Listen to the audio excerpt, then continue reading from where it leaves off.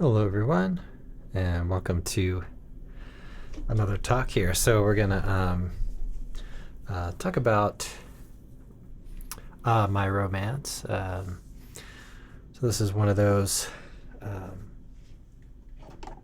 I'll say, standard kind of tunes, and so a tune that we, would like to have in our repertoire because it's a great tune, and also because it may be called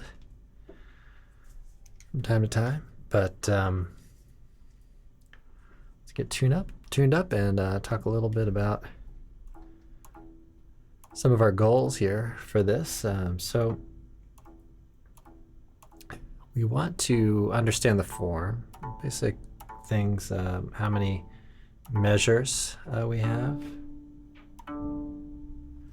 and how many, or how those are maybe segmented out.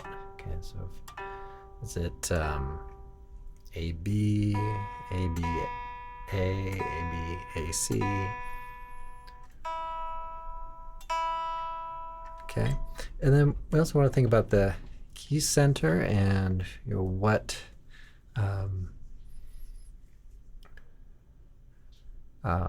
the harmony is doing, maybe how the melody relates to the chords, or what the melody is doing. So some kind of basic elements like that, which can be really helpful for improvisation too, just to have certain understanding of how things are going. All right. So I'll mention too that I record this as a podcast, so folks can check that out there as well. And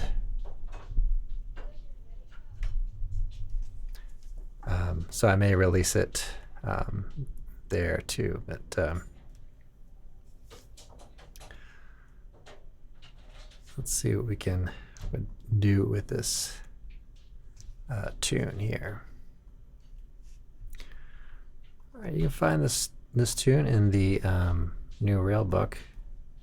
I mentioned too that I just set up a Amazon shop page, so you could check that out there.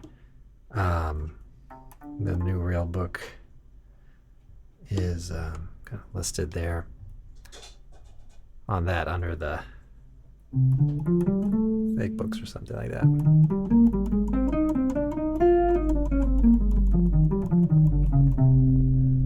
So I had a little bit of chorus going on some things earlier.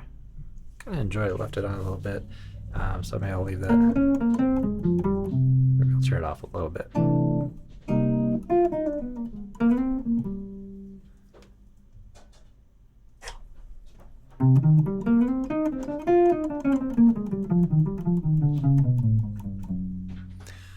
All right, this is another one that I think can be played in a couple of keys. So maybe C, maybe B flat. So let's take a little bit of look at the harmony here.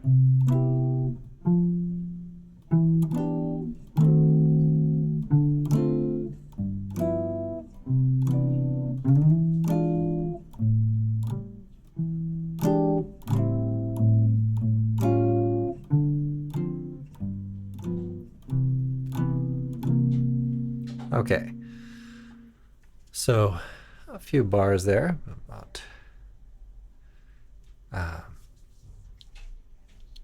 8 bars. So we have C, it's the 1 chord. Okay, so we're in the key of C. We have the 4. Okay, and that's an alternate change there.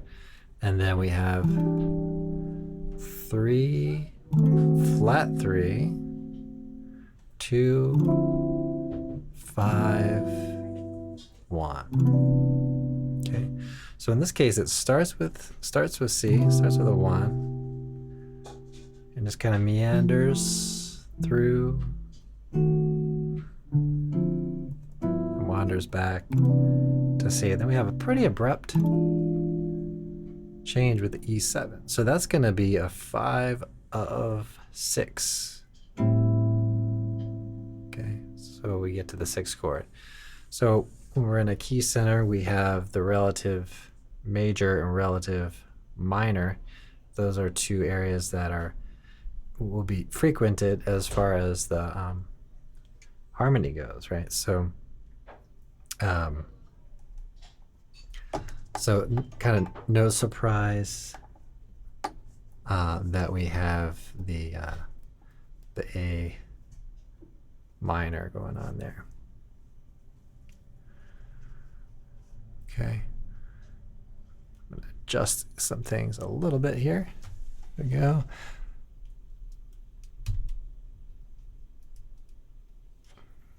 All right.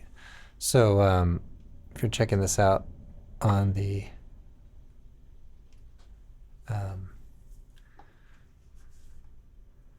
member area, we have some visuals on the guitar neck and things like that. So just gotta fine tune those a little bit.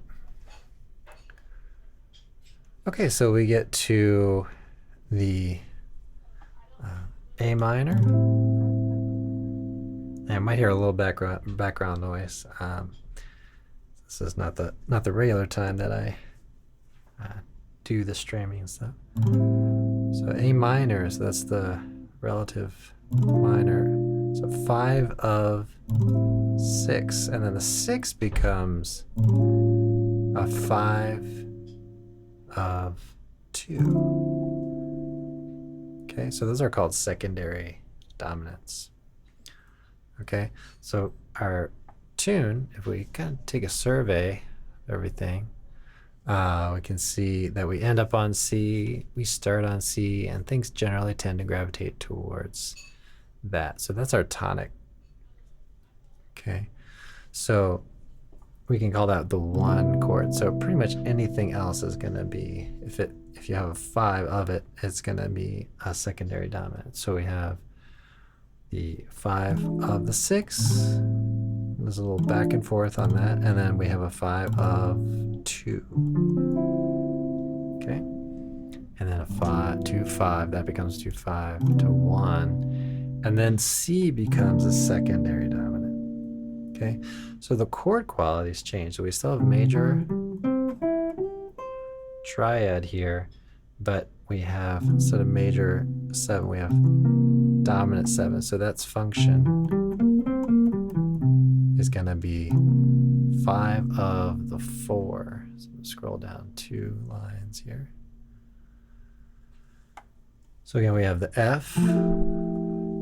That's the 4 chord, right? So we had a 5 of 4. Okay, and then we have flat 7 to 1 major, and that becomes a 5 of 4 again. Cycles through that. Okay, the 4 is oftentimes followed by the flat 7 dominant. So no surprise there. So C. Okay, now we do get a little bit of some, you can hear some of that change there. We have a 2, 5, 5 of the 3. Okay, and the B flat is kind of functioning really as a 5 of 6, or a flat 2 of 6, you might say, but it's it's related, let's say, to the E7. So it's almost like the E minor, and then the E dominant, let's say, and then to the A minor. A minor becomes a 2 to 5. Okay, and then which ends up being kind of 5 of 5 because we have D7 here, or G7 in a moment, but we have an embedded 2, 5 in there. So 2, 5. So we get a 2, 5, and another 2, 5. Okay, that's a nice kind of change, and it kind of delays the tonic there. So it's not uncommon to see that a little bit before midway of a form of a tune. All right. So let's kind of go over those chord changes. So we have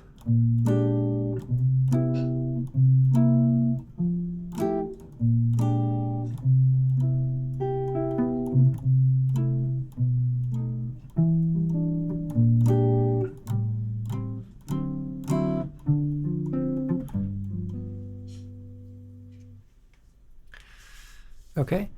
And so that's the first half of the form. So then this next half will be very familiar. So we might even think of this, in this book it's written out as one 16-bar part as being A, and then another 16-bar section being B, but might also think of it as being an A, B, and then this would be another A, because see, it's just like A. So, or just like the first half of what's called A here. So we have a 1, 4, 3, flat 3, diminished 2, 5, 1, 5 of 6, 6, 5 of 6, 6, 5 of 2, 2, 5, 1, 5 of 4. Okay. Now, oftentimes this may, and I'm just kind of relating this to just general tunes. You might go to the 4, but then it might go off in a different direction. That's what it kind of does here. So we get the 4 chord, 5 of 2, 2 kind of walking down to a 2-5 and A minor. Okay, and then walking that down 3, 6, 2, 5, 1. Okay, and then 1, 6, 2, 5. Okay, so what do we do on those slash chords? So we might say, okay, D minor. We could put that over, put the D minor over the C. You can see actually this is a D minor triad here. And we're putting it over the C. A minute ago I played that down here. Kind of similar, but let's play it down here. And this is also a fairly common way to connect that 2 to the 7. This is going to be 2-5 of the relative minor. Okay. All right, here they have C major over G. Okay, and then to the A minor, D minor, G7, to the C. Okay. So we have a 32-bar form, and we have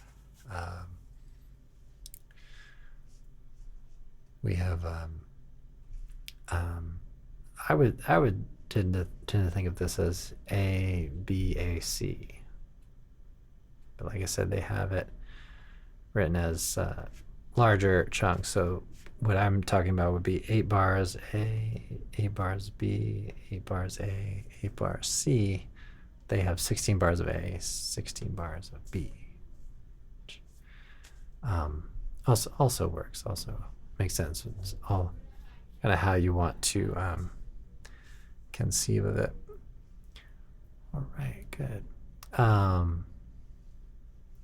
So, well, let's talk a little bit about it. Maybe go over some chord voicings, maybe relate the melody a little bit to things, kind of see how where that all takes us. And just kind of generally talk about it. Talk about the tune. All right.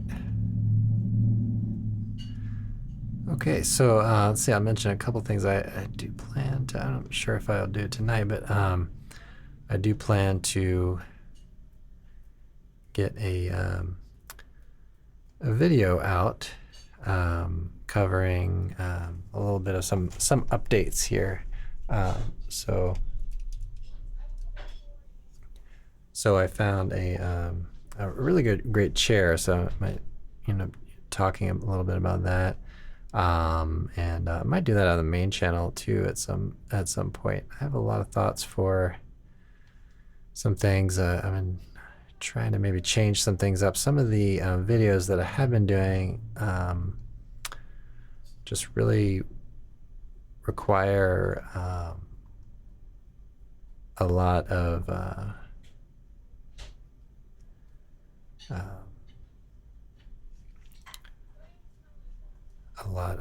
production time. So I may kind of find some ways to maybe do some quicker videos and talk through some other things as well. So let's see if we can get a little bit. That's the one. All right, so we'll get a little bit of a close up, and I'll talk a little bit about the chord melody and things like that. So probably be pretty straightforward to put a chord melody together on this one, but let's check it out a little bit here. I'm not sure I'm going to play a chord melody, but we'll see if we can gain some kind of further insights. All right, so the melody, we have a couple of pickup notes, then we end up on the 5th of the chord. Okay, I'm gonna purposely leave out some notes, so we're gonna really just focus on where it lands on when we have a new chord. So we have E minor, so that's the 3rd of that. So 5ths and 3rds are say some good spots for playing or writing, composing tones. Here we have the flat 13 of an E flat chord, so E flat diminished, which is pretty common to play that voicing on diminished chords anyway. And then minor 7, we get the flat 7 in that chord. So you can play that down here or down here. Okay. And then we get the 3rd again on the G7. So lots of 3rds and 5ths. Here we land on the 5th of the C major. Okay. E7, may not go into that too much, but we do get the sharp 5 in the melody and the flat 7, and then the 5th of A minor.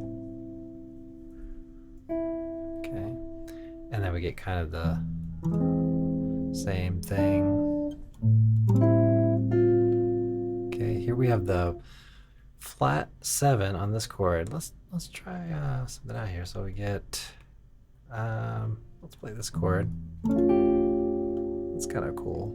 We get the A7 root 3 sharp 5 flat 7. Okay, and then D minor. It's the 5th. Okay, so if we kind of even just survey quite a few of these notes, we've seen we've had the 5th a lot, we've had the 3rd, we've had the flat with the 7th, respective to the chord, and so those are all kind of chord tones. When we get to F major 7, we get the 5th. Now this is a dissonance on this chord, right? And it kind of makes sense at this moment because it feels like it wants to kind of do an inhale there or something. And then I get the 5th. Okay. Kind of the same sort of shapes again. the root note here. Okay, and then here we have the 11 on this chord. That's pretty common. And we get the B flat. We get the flat 7. Let's try this chord shape. So we get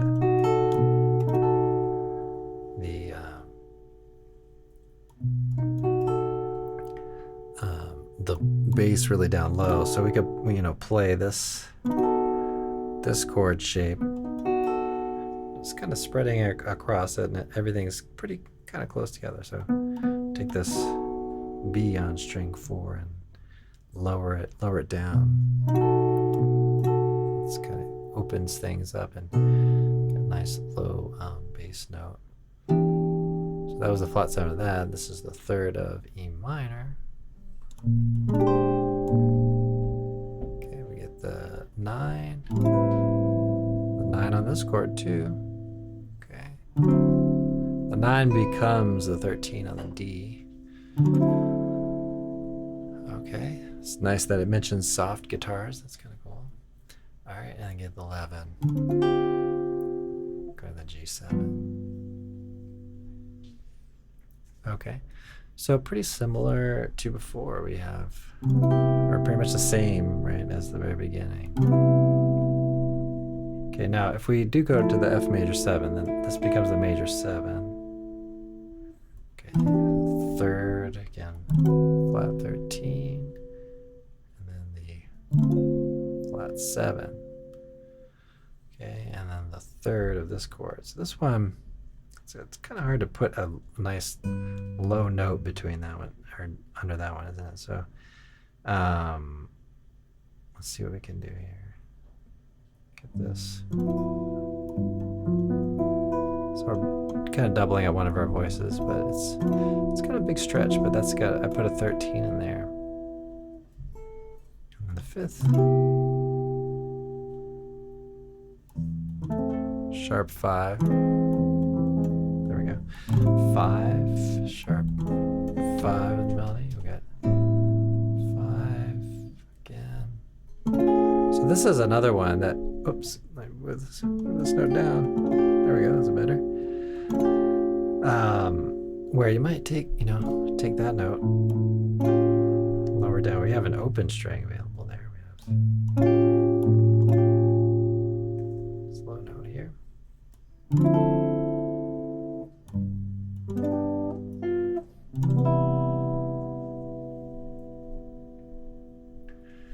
Okay, there we get to the kind of last 8 bars.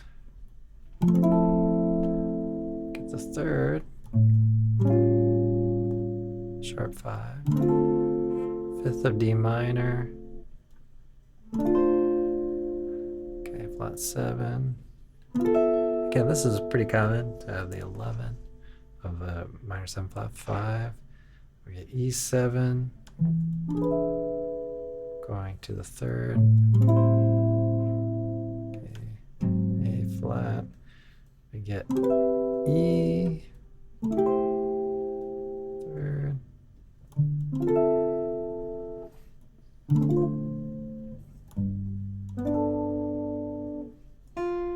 Okay, there's another shape where you can play this. It's kind of cool voicing. And C.